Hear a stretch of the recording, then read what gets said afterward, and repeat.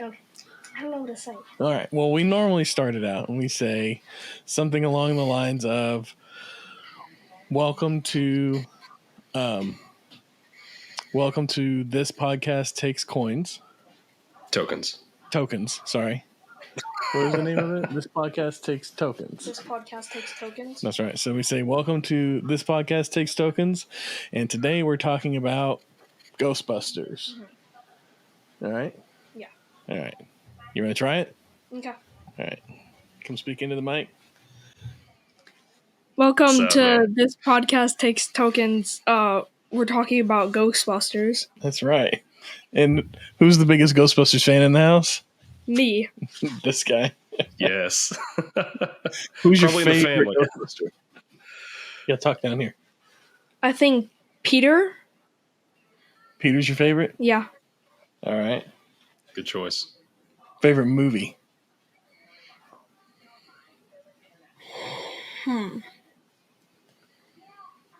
I think the first one. The first one, just the classic OG? Yeah. All right. Well, that's the one we're talking about, so that's good. Mm-hmm. All right. And then cartoon or TV show? Or, TV show, cartoon, or movie? Which is better? Movie. Movie? And favorite toy? I don't think I could decide that one. If you could go back in time and be a kid when we were a kid, which toy would you get? Probably the old proton pack. The old proton pack. Yes. All right, good choice.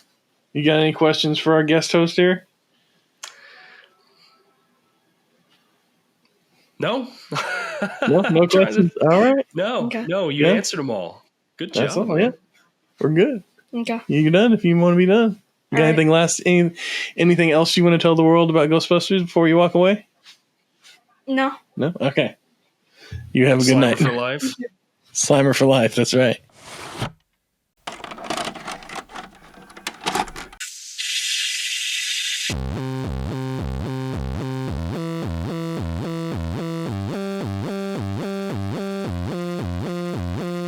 Your local video store card. A comic book in your back pocket. Games with no tutorials. Music you had to discover. And drinking water straight from the hose. These are the things us millennials remember fondly. We are the Jennings brothers. Join us after the streetlights come on as we race our bikes from the top of the hill right down memory lane. Exchange those quarters because this podcast takes tokens.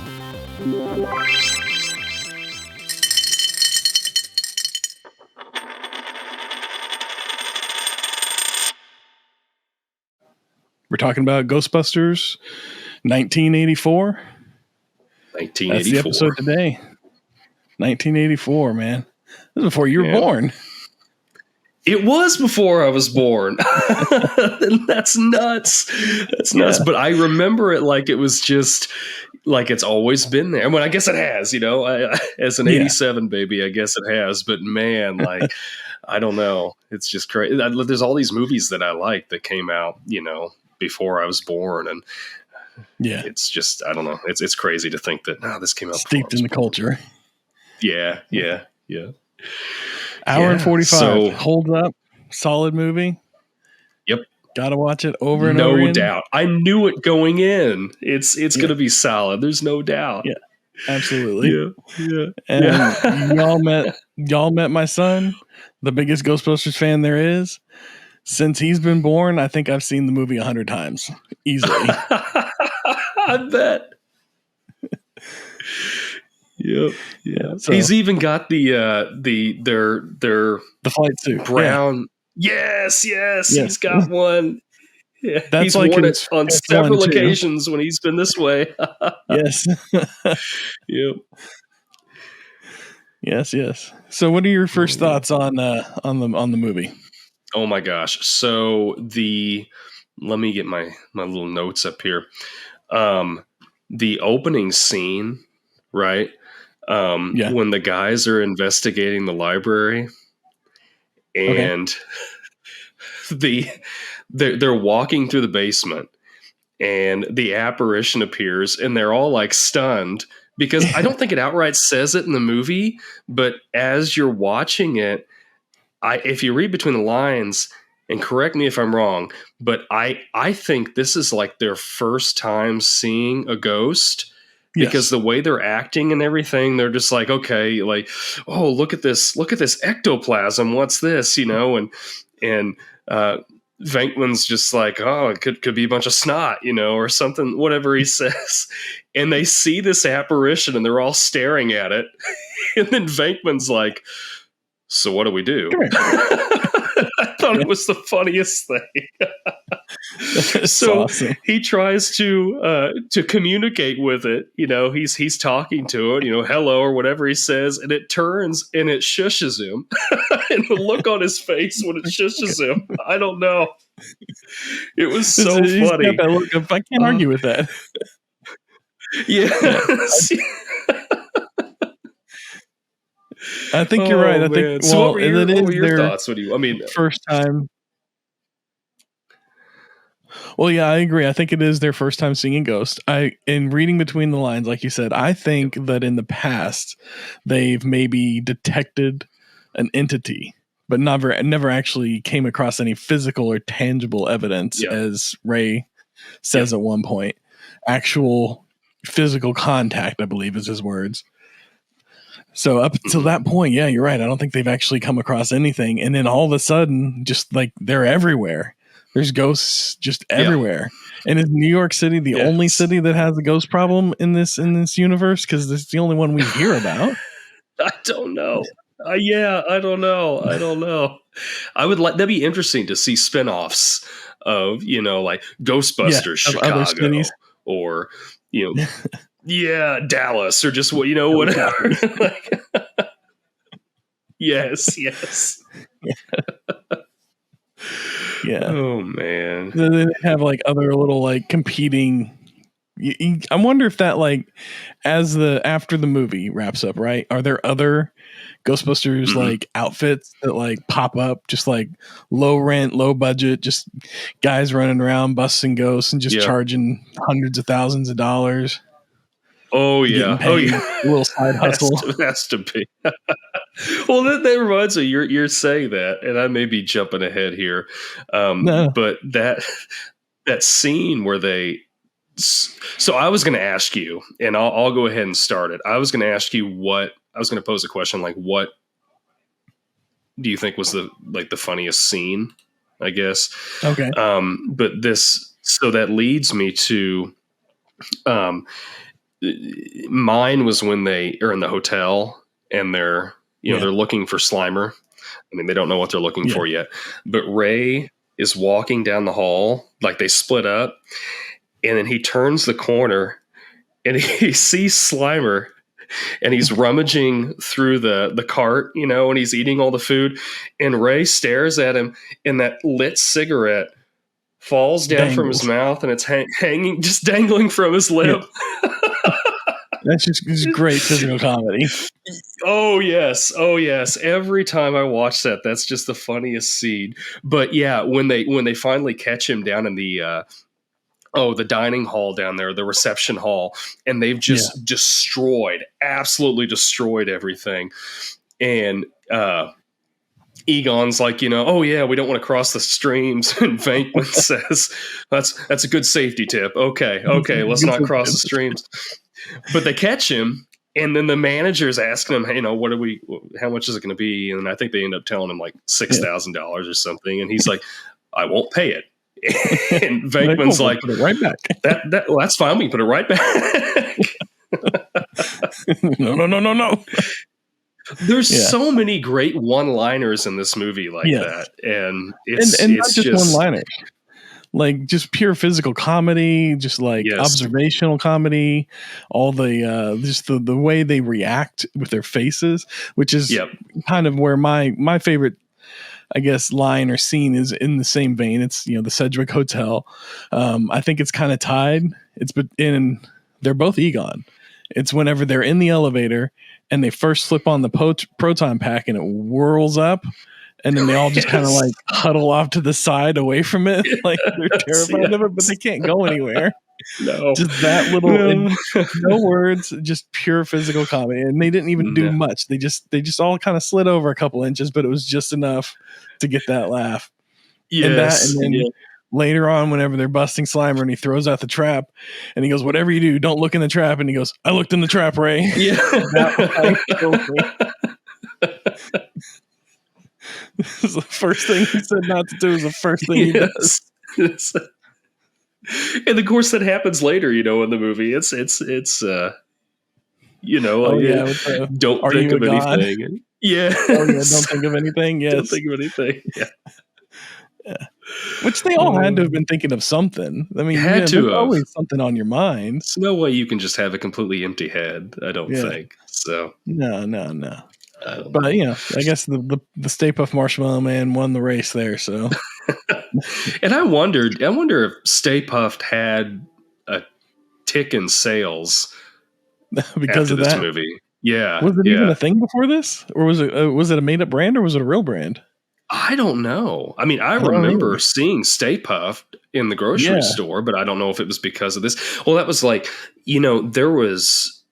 I remember Slimer being a lot bigger character than he was in the movie. I mean, that scene's funny, but then he's not really in it after that. Yeah, I remember there was like Slimer High C, like it was like the juice spot. Yeah, they had the green Jello. They were like had Slimer. Like Slimer was all over everything.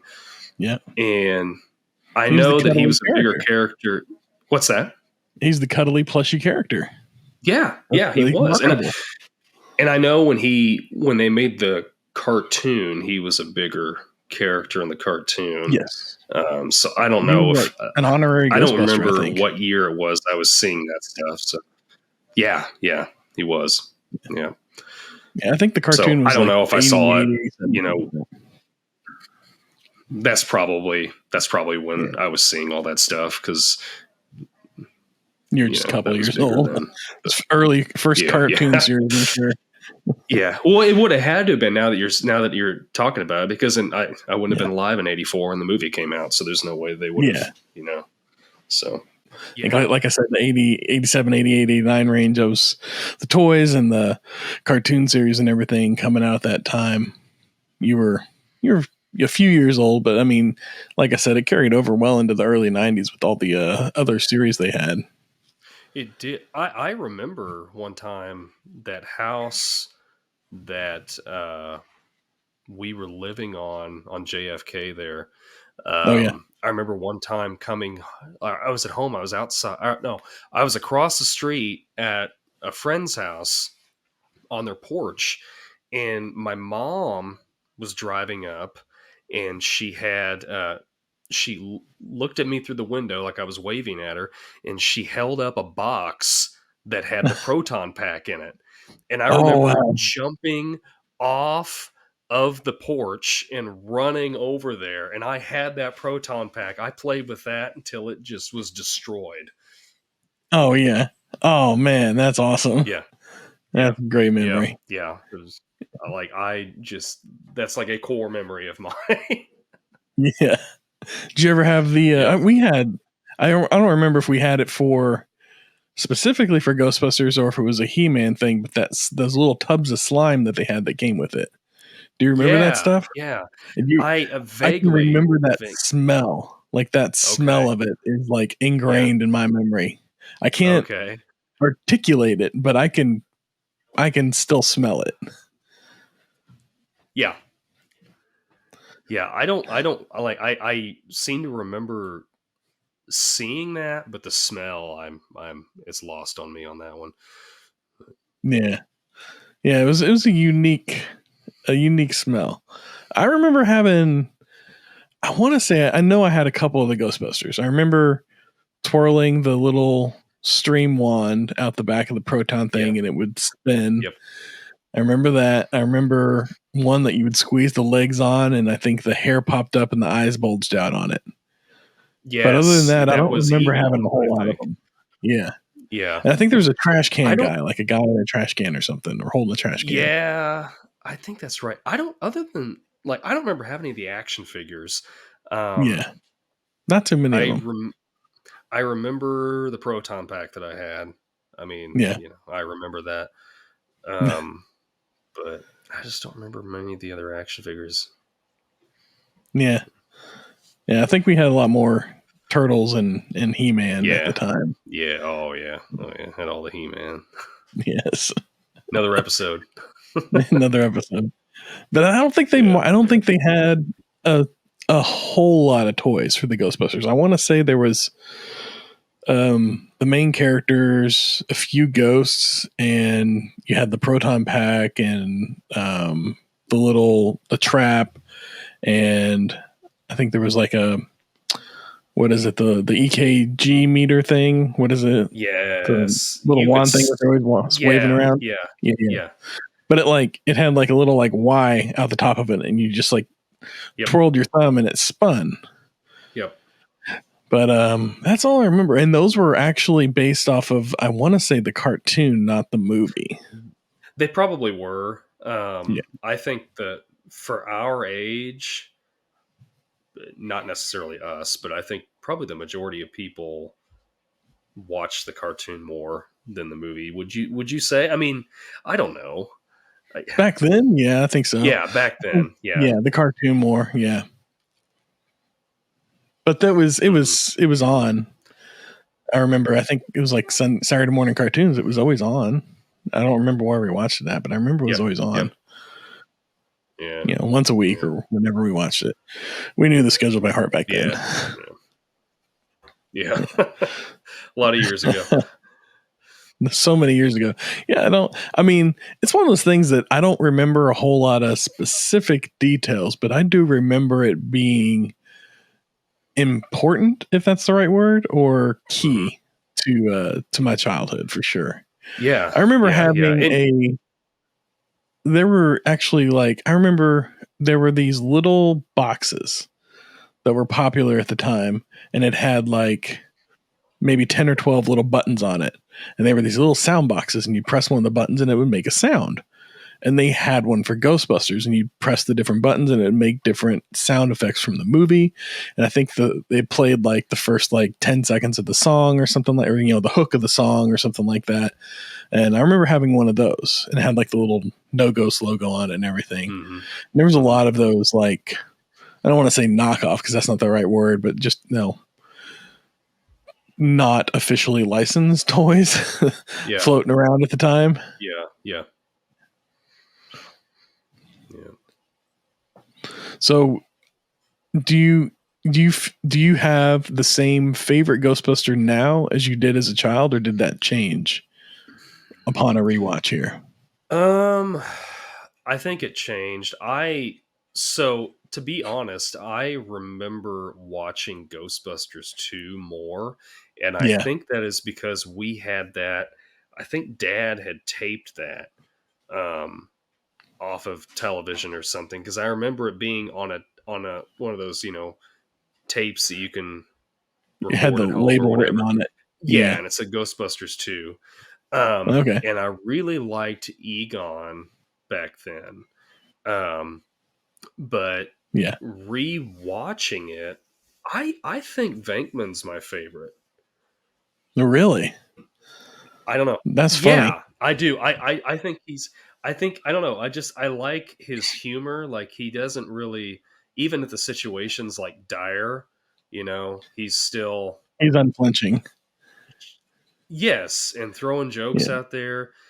And I don't know. In Winston's up there too. I like that.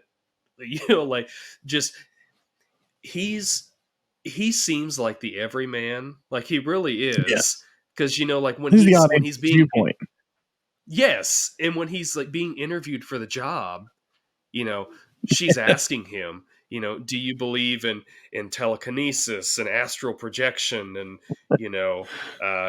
apparitions and all this stuff? I'll believe anything you want. Yes, and I'm like, that's what I like, because in all these this or anything, any show that has something supernatural in it, like the X-Files or whatever, I like Scully the best, and I really like the skeptic, where Yeah. someone's like, they've really got to be able to, you really got to show me proof before I'm going to believe this. But I'm going to go along with it because it's a steady paycheck. Yeah. Let's see where this goes. But yeah, exactly. But yeah, Venkman, I think after watching this again, was my favorite. I don't know. Arguably he's the main character in the movie. I think Bill Murray Yeah. probably has more screen time than anybody else. Oh yeah. But I think he was top billed too. Yeah, you're right. Yep. Mm-hmm. So I don't know. I liked him quite a bit. What about you? Oh, it's funny because I think mine is exactly the opposite. I think growing up, Venkman was the number one. He was the standout character. He took up the most screen time. He had the best lines, so he was my favorite. And then upon rewatching it, the more I've seen it over and over again, Egon has become my favorite. I've just like that subtle humor that Harold Ramis exhibits through the character just really like that touches me in a way that it's timeless. Like it's still funny to this day. There isn't a single moment where I don't laugh the same as I did before, Yeah. Like it's still just as funny as it is now as it was before. And whereas like some of Venkman's lines kind of aged a little bit for me or don't, you've heard them enough. And they're not as, I guess, maybe because Egon isn't as much about what he's saying as what he's doing. That makes his character the funniest one to me, or maybe not necessarily the funniest one, but my favorite. That and the scientific mindset and all that. Oh yeah. But speaking of the line readings, Sigourney Weaver's line readings a couple times. I know she's a great actress and everything, and she's done some great roles, but there's a couple times where, especially like when she's coming out of the music hall and Venkman meets her there in front of the fountain where she's reading her lines, and it just kind of sounds like it's the first time maybe she's heard or she's read the line, and they were just like, great, we're done, moving on. They were just so focused on getting Venkman's good take. I'd have to rewatch it again. I didn't really catch that as much, but oh yeah,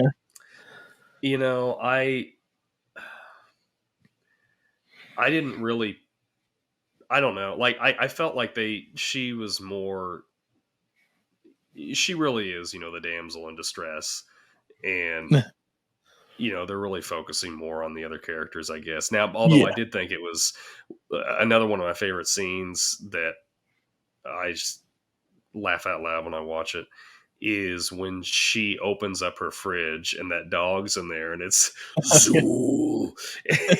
I don't know, her reaction of just and she shuts that thing is the funniest thing to me. But that doesn't have to do with her line readings, so I don't know. No, yeah, that was great. Yeah. It was just that. It's just that one, like that. Whenever you first kind of meet her, those first couple of times, it's just a little. Maybe it's just her character being cold to the other characters and not warming up yet. But it definitely felt a little flat for me. Okay, that's fair. What do you think about Rick Moranis? I was about to say we got to talk about Louis Tully. Okay, yeah. Had some of the funniest lines too. Oh yeah. I mean, who brought the dog? That was great. Yeah.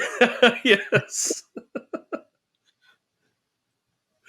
And he's just constantly trying to get Sigourney Weaver, over to his house or his apartment or just whatever. And he threw a lot of parties. He was a party animal. Oh yes, yeah. Well, but they were all his clients. Yeah, which I thought was so funny. He can write it off. Yeah, exactly. And then when he at the end of the movie, after they save him, he's like, "Do you all have an accountant?" Who does your taxes? He's a businessman. Yeah. Who does your taxes? He's a businessman, and I like that about him. Constantly hustling. Yeah. But I felt so bad for him when he's running from the dog. Oh yeah. he's Nice puppy. yes, and he's trying to get it. Nobody's helping him. I'm like, No, yeah. is this typical New York? Like, I've never been to New York. I don't know, but like, He just runs up, he's banging on the window, and everybody stops, looks over, and yes, then he disappears, and they're like, all and right, they just back go to back dinner. to eating. Yeah. Yeah. But you never actually see him being attacked. You see No, him yeah. slide down, and then that's it. Just disappears. Yeah. So I'm like, is Which, he the only one seeing this thing? I don't know. yeah, Well, I those guess are it my doesn't make questions. sense because, yeah, I mean, Yeah. I guess I'd have to go back and watch that scene at his apartment because I mean the thing clearly does damage to the hotel or to the Oh, yeah. apartment building. Blows out the door. A Yeah. couple doors, I think. Mm. Yeah. It's And I thought the bellman said something about oh, he did. Yes, somebody he brought a said, cougar in or something like yeah, that. Yeah. yeah. Yeah. You're right. So maybe Yeah. they did see it. So I think they see it, but I think it's playing on that cynical New Yorker vibe of, oh, that's just a cougar, Yeah. somebody saw a bear or whatever, dismissive attitude of that can't possibly be anything out of the ordinary. It's just some wackadoo Right. or something like that. Yeah. Yeah. Yeah.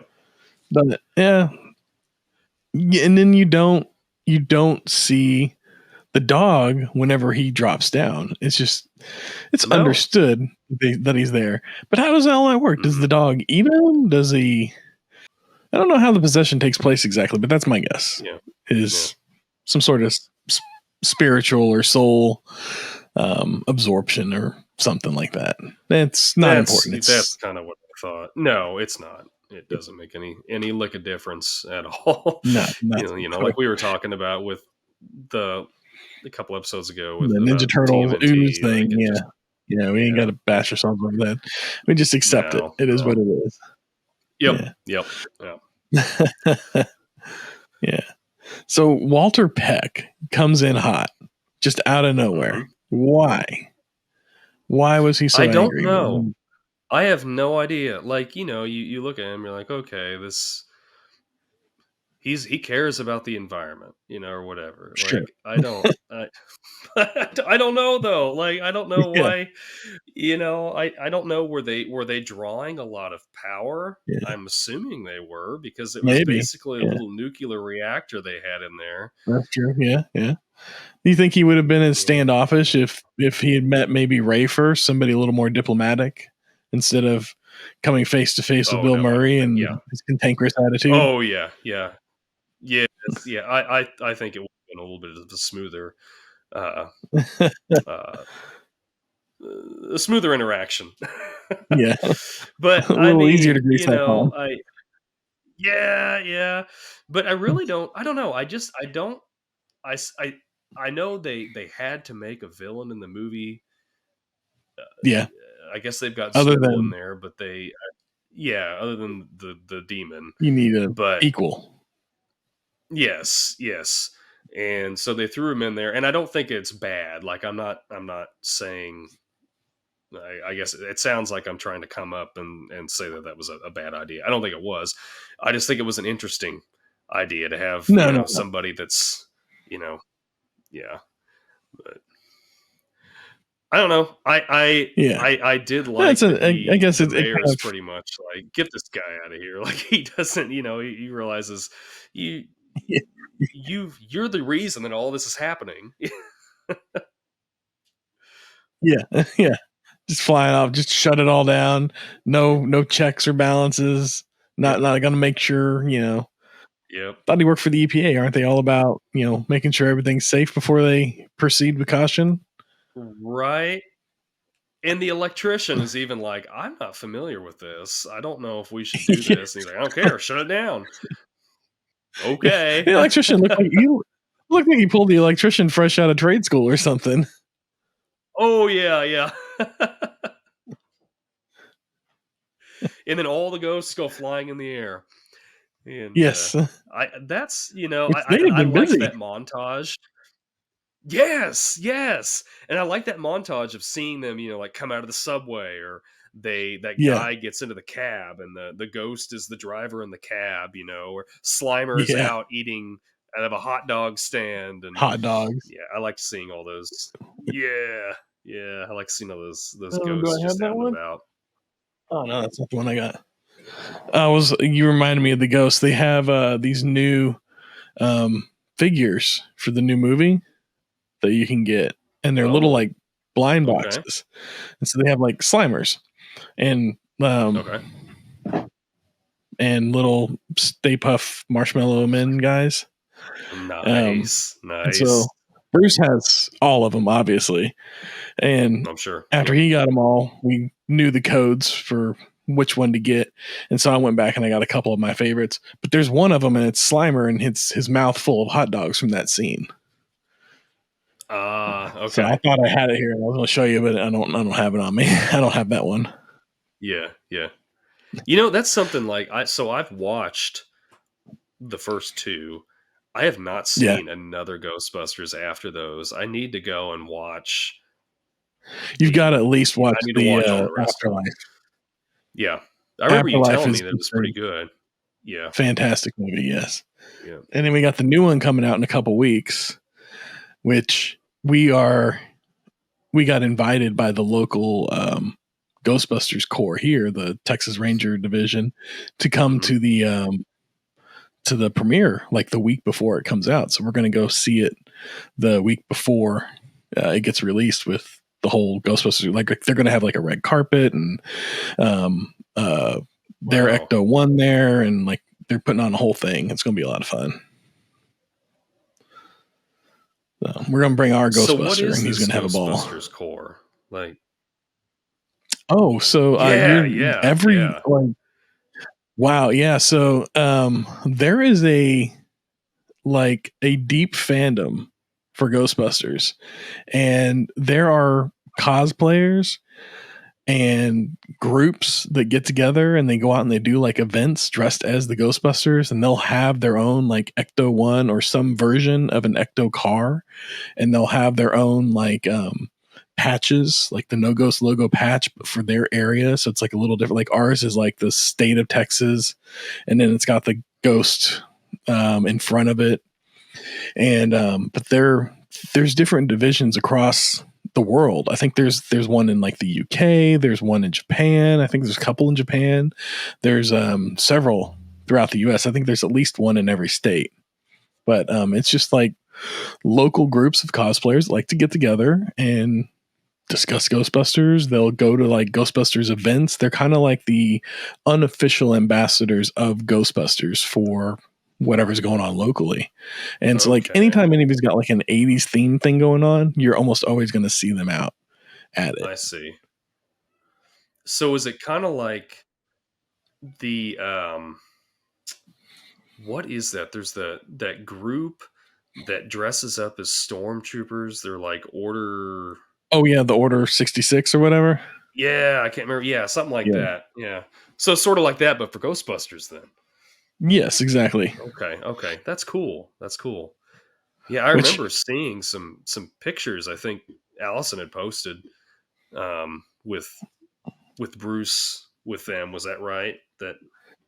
Yeah, like we did. They do a toy drive, and we donated a bunch of toys and stuff like that. And so they sent him like a poster for the movie, and I forget what else they sent him. I think it was like their patch and something else, but it just says like a thank you for making, because we made like that was our big donation for the year, was to this specific drive.